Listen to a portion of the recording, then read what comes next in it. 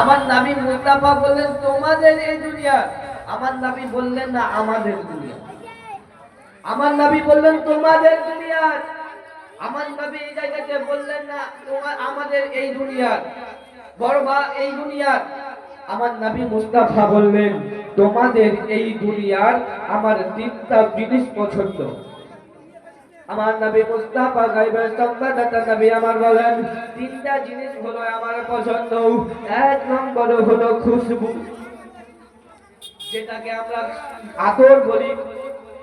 খুশবু আমার নবী মুস্তাফা বড় পছন্দ করতেন, কেননা আমার নবী মুস্তাফা শরীর থেকে বাবা আমার নবী মুস্তাফা শরীর থেকে যে খুশবুটা বেরিয়ে যেত বাবা, ওই খুশবুটা পৃথিবীর কোনো জায়গাতে পাওয়া যাবে না, এমনকি জান্নাতে ওই খুশবু নাই। আমার নবী মুস্তাফা শরীর থেকে যে খুশবু বেরিয়ে যেত, যে ক্ষেত্রে খুশবু পাওয়া যেত, সেই খুশবুটা পৃথিবীর কোনো জায়গাতে পাওয়া যায় না, এমনকি জান্নাতেও পাওয়া যায় না। মিসকাম্বরের চাইতেও বেশি খুশবু আমার নবী মুস্তাফার শরীর থেকে পাওয়া যায়। বিরাদান মিল্লাতে ইসলামিয়া, আমার নবী মুস্তাফা যে রাস্তা দিয়ে যেন হেঁটে যাবেন, ওই রাস্তা দিয়ে যেন মিসকাম্বরের চাইতেও বেশি খুশবু পাওয়া যায়। এ মুসলমান লাগেন বাবা, আমার আপনার নবী মুস্তাফা সাল্লাল্লাহু তাআলা আলাইহি ওয়াসাল্লামের শরীর থেকে যে পাসিনা খানা বেরিয়ে যেত বাবা, ওই পাসিনা দিয়ে সাহাবায়ে কেরামগণেরা যেন আতর তৈরি করতে। বিরাদান মিল্লাত ইসলামিয়া, আমার ভাইরা বাবাজিরা গো আমার গভীর মনোযোগ দিবেন মুসলমান। সাহাবায়ে কেরামরা কিভাবে আমার নবী মুস্তাফার পাসিনাকে ভালোবাসতেন বাবা, কেমন মহব্বত করতেন। একদিন যেন আমার আপনার নবী মুস্তাফা গায়বের সংবাদদাতা নবী আমার যেন উম্মে সালিমের বাড়িতে গেলেন। বাবার মিশকাত শরীফের মধ্যে, বুখারী শরীফের মধ্যে, এমনকি মুসলিম শরীফের মধ্যে এই হাদিসটা আছে। আর আন্দোলন নকল করতে আছে সিরাতের এই হাদিস কানে এসেছে বাবা। একদিন যেন আমার আপনার নবী মুস্তাফা গায়বের সংবাদদাতা নবী আমার জানো বাবা কি বলে উম্মে সালিমের বাড়িতে গেলেন। ওই টাইমে উম্মে সালিম জানো বাবা বাড়িতে ছিলেন না। উম্মে সালিম যেন কোন এক জায়গায় গিয়েছিলেন। আমার নবী মুস্তাফা উম্মে সালিমের বাড়ি গেলেন। উম্মে সালিমের বাড়ি যাওয়ার পরে যেন দেখি উম্মে সালিম বাড়িতে নাই, তবে একটা ঘরে যেন বিছানা পাড়া রয়েছে, বিছানা বিছানো রয়েছে। আমার আপনার নবী মুস্তাফা গায়বের সংবাদদাতা নবী আমার যেন ওই বিছানার উপরে যেন শুয়ে গেলেন। নবী মুস্তাফা যেন বিছানার উপরে যখন শুয়ে গেছেন, বিরাদান মিল্লাত ইসলামিয়া গভীর মনোযোগ দিবেন বাবা।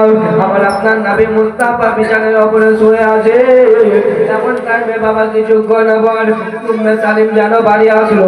আসার পরে যেন দেখতে আছে উম্মে সালিমের বিছানায় আমার নবী মুস্তাফা শুয়ে আছে। আমার নবী মুস্তাফা আরাম করতে আছে। পাসিনা বেরিয়ে যাচ্ছে, নবী মুস্তাফার শরীর থেকে ঘাম বেরিয়ে যাচ্ছে। আর ওই ঘাম গুলা একটা চামড়ার উপরে যেন জমা হচ্ছে। সিরাতে খাওয়াতিনের মধ্যে আনোয়ারুল বয়ানের মধ্যে এসে বাবা এই দুই কিতাবের মধ্যে পড়েছি আমার আপনার নবী যেন ওই ঘামগুলা যেন চামড়ার উপরে জমা হয়ে যাচ্ছে। হাজরাতে উম্মে সালিম বললেন কি একটা বোতল যেন নিয়ে নিলেন। বোতল নিয়ে নেওয়ার পরে ওই ঘামগুলোকে বোতলের উপরে যেন জমা করতে লাগলেন।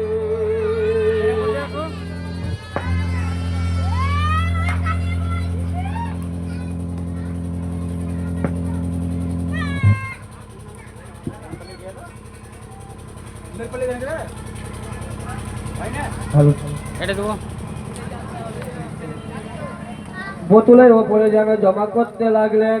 আমার আপনার নবী মুস্তাফা গায়বের সংবাদদাতা নবী আমার তিনি যেন বাবা করলেন গিয়ে আমার নবী মুস্তাফা যেন চোখটা খুললেন। চোখটা খোলার পরে দেখে উম্মে সালিম যেন বোতলের মধ্যে কি বলে নবী মুস্তাফার ঘামকে পাসিনাকে যেন বোতলের মধ্যে ভরতে আছে। আমার নবী মুস্তাফা গায়বের সংবাদদাতা নবী আমার তিনি যেন বলতে আছেন ও উম্মে সালিম বলো বলো তুমি এই ঘামগুলো কি নিয়ে কি করবে হযরত উম্মে সালিম রাদিয়াল্লাহু তাআলা আনহা তিনি যেন বলতে আছেন ইয়া রাসূলুল্লাহ ইয়া হাবিবাল্লাহ নবী গো ওগো নবীজি এই আপনার খানগুলোকে নিয়া আমি আমার আতরের সঙ্গে মিশাইবো যেন আমার আতর খানা যেন আরো সুগন্ধিময় হয়ে যায়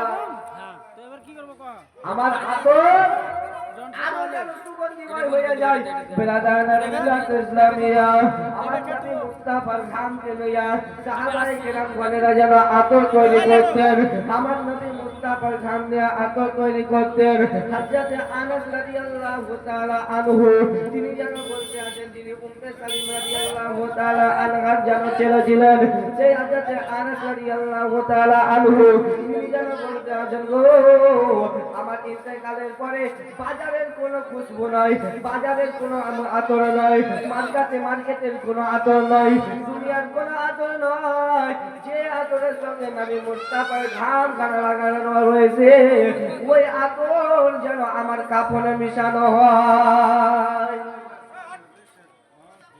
আমার নবী মুস্তাফার ঘামকে সাহাবায়ে কেরামরা এতটা মহব্বত করেছেন रहमते आलम नबी नूरे मुजस्सम साहबीरा यादर बनाई नूर नबी जिरगाम साहबीरा यादर बनाई नूर नबी जिरगाम रहमते आलम नबी नूरे मुजस्सम साहबीरा यादर बनाई नूर नबी जिरगाम बाबा শোনো মানো জানো কেমন আমার নবীজি যাহার পাগল চন্দ্র সূর্য তারকারাজি বাবা আরো শুনবনে সুন্দর কাহিনী জান্নাতেরি রুমে রুমে লেখা নবীর নাম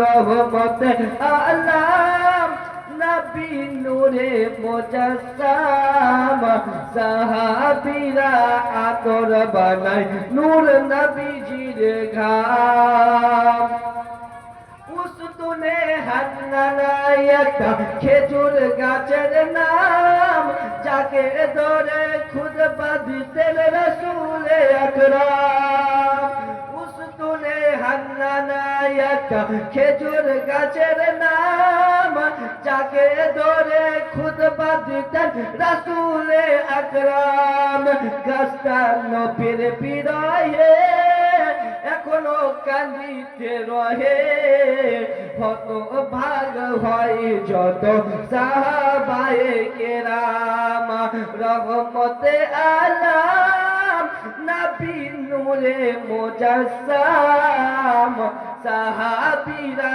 আতর বানায় নূর নবীজির ঘাম মুজস্সামায়ে কেরাম বেরাদান ইসলাম আমার নবী মুস্তাফা বলেন তিনটা জিনিস আমার পছন্দ এক নম্বরে খুশবু দুই নম্বরে হচ্ছে এই নারী জাতিকে আমার নবী মুস্তাফা বড় পছন্দ করতেন আমি আমার মা বোনেদেরকে বলবো ও মা বোনেরা গভীর মনোযোগ দিবেন মা আপনাদের কোনো সম্মান ছিল না রে মা আপনাদের কোনো সম্মান ছিল না আবার আপনার নবী মুস্তাফা তিনি যেন বললেন দুই নম্বরে এই নারী জাতিকে আমার বড় পছন্দ এই নারী জাতিকে আমার বড় পছন্দ চলে আসুন ওই জামানায় আমার নবী মুস্তাফার জন্মের আগেকার জামানা আমার নবী এখনো জগতে আসেনি তার আগেকার জামানা এই মেয়েদের কোনো সম্মান ছিল না এ মা বোনেরা আপনাদের কোনো সম্মান ছিল না রে মা আপনাদেরকে বেহায়ার মতো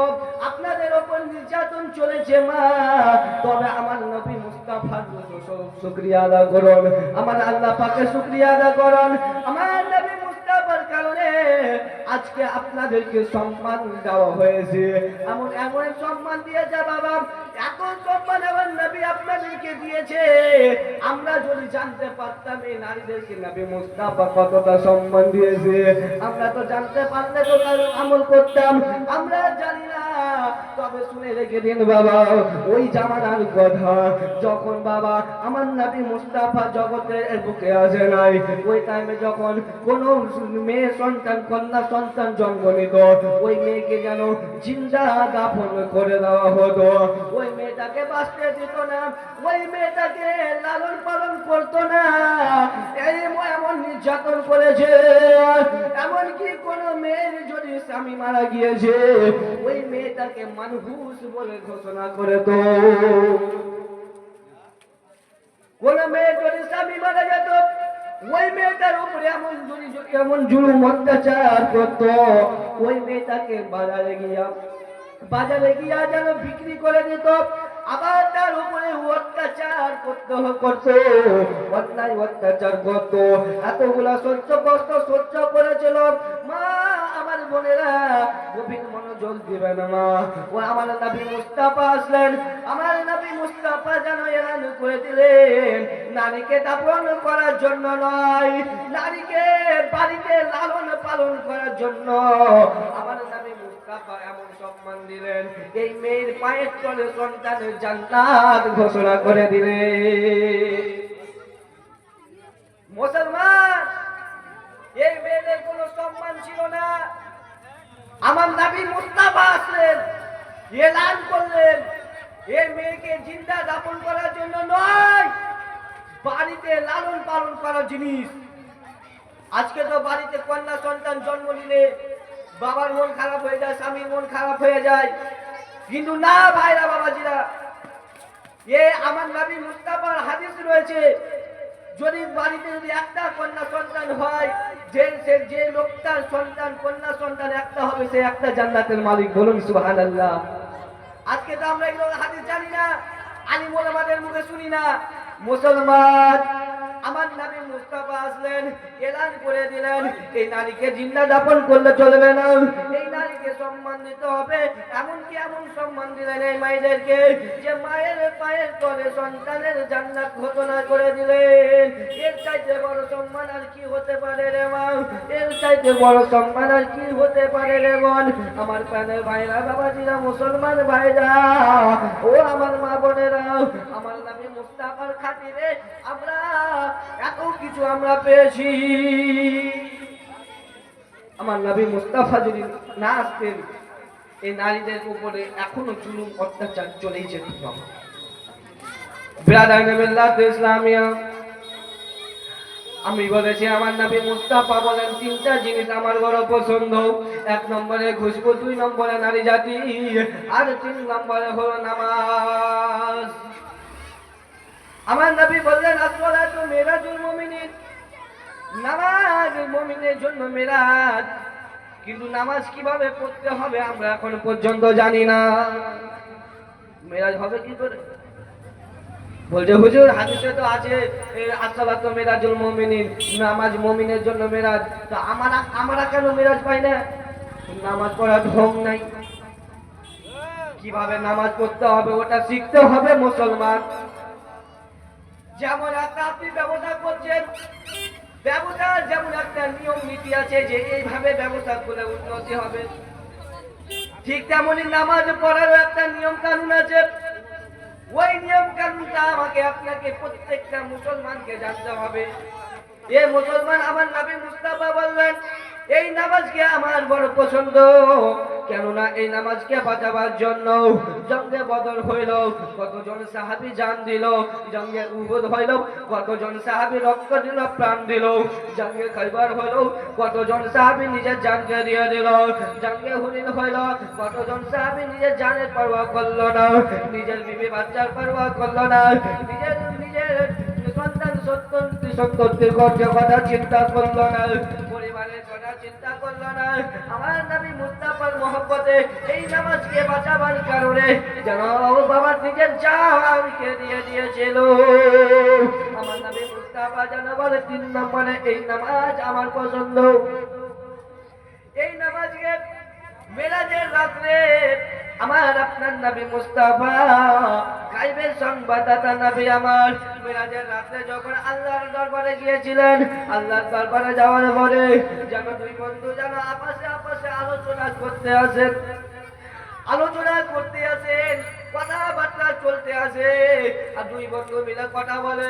অনেকক্ষণ কথা বলার পরে আমার নবী মুস্তাফা যখন বাবা চলে আসবে ওই টাইমে যেন আমার আল্লাহ পাক বলতে আছেন, ও মাহবুব গো, তুমি যে আমার দরবারে আসবে, এখন আমার তো দরবার থেকে চলে যাইতে আসো।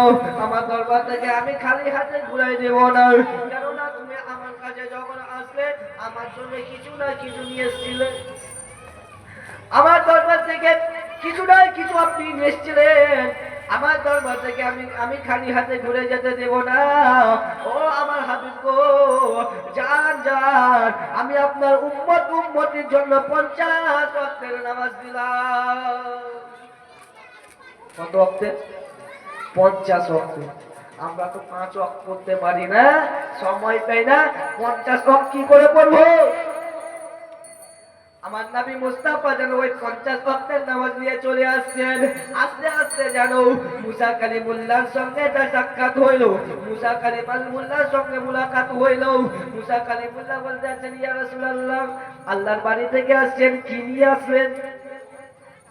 আমার নবী বলতে আছেন, ও আমার মুসা, আমি আল্লাহর দরবার থেকে আসি 50 ওয়াক্তের নামাজ নিয়ে।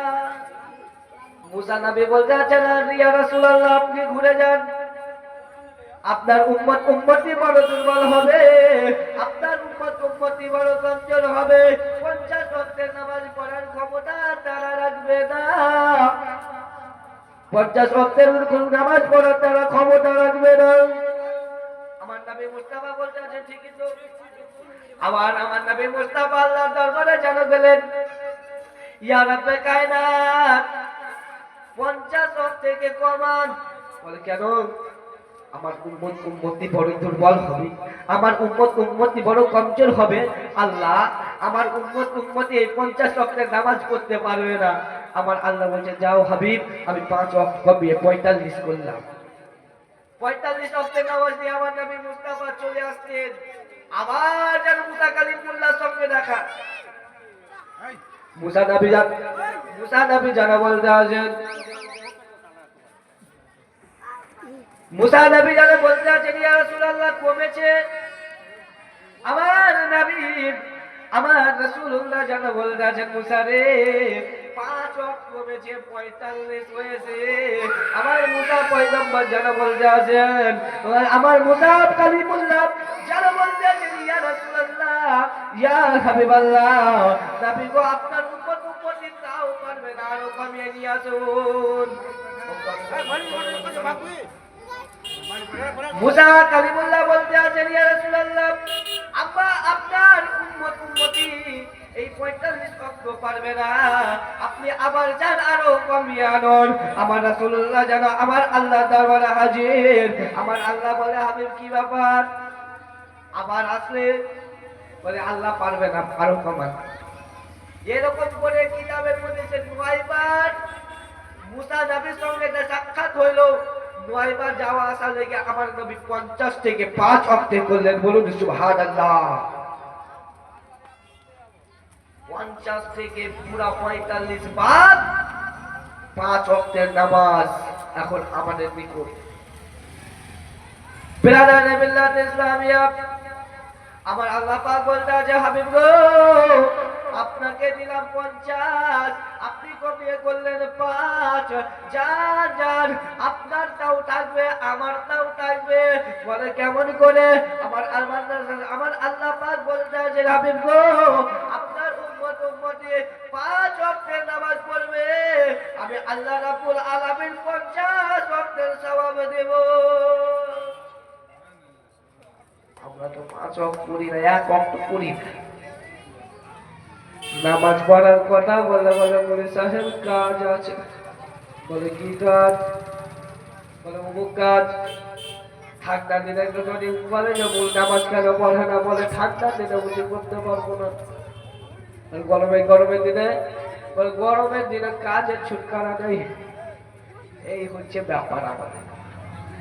মুসলমান 5 ওয়াক্ত পড়বেন, 50 ওয়াক্তের সওয়াব পাবেন, এত সুন্দর কেউ ছাড়ে না। আমরা ছেড়ে দিই মুসলমান। আমার ভাইরা বাবাজিরা, আমার রাসূলুল্লাহ সাল্লাল্লাহু তাআলা আলাইহি ওয়াসাল্লাম যখন বললেন আমার এই তিনটা জিনিস পছন্দ, তখন আমার নবী মুস্তাফার সাহাবী হযরত আবু বকর সিদ্দিক রাদিয়াল্লাহু তাআলা আনহু তিনি যেন বলতে আছেন, ইয়া রাসূলুল্লাহ, ইয়া হাবিবাল্লাহ, আমারও তিনটা জিনিস পছন্দ। ইয়া রাসূলুল্লাহ, আপনার দুনিয়ার বুকে তিনটা জিনিস পছন্দ, আমারও তিনটা জিনিস পছন্দ। আবু বকর, কি তিনটা জিনিস পছন্দ তোমার? বলতে আছেন, ইয়া রাসূলুল্লাহ, এক নম্বরে পছন্দ হলো আপনার জিয়ারত করা, দুই নম্বরে আমার পছন্দ হলো আপনার রাস্তায় আপনার খিদমতে আল্লাহকে খুশি করার জন্য আমার মাল দৌলত যেন দান করে দেওয়া, তিন নম্বরে যে আপনার সঙ্গে আমার বেটি আয়েশা সিদ্দিকার বিয়ে দেওয়া। এই তিনটা কাজ আমি আবু বকর ভালোবাসি। এটাই তো হচ্ছে আশিকে মুস্তাফা আবু বকর। সে আবু বকর আমার নবী মুস্তাফার যেন বন্ধু ছিলেন, দোস্ত ছিলেন, সাথী ছিলেন।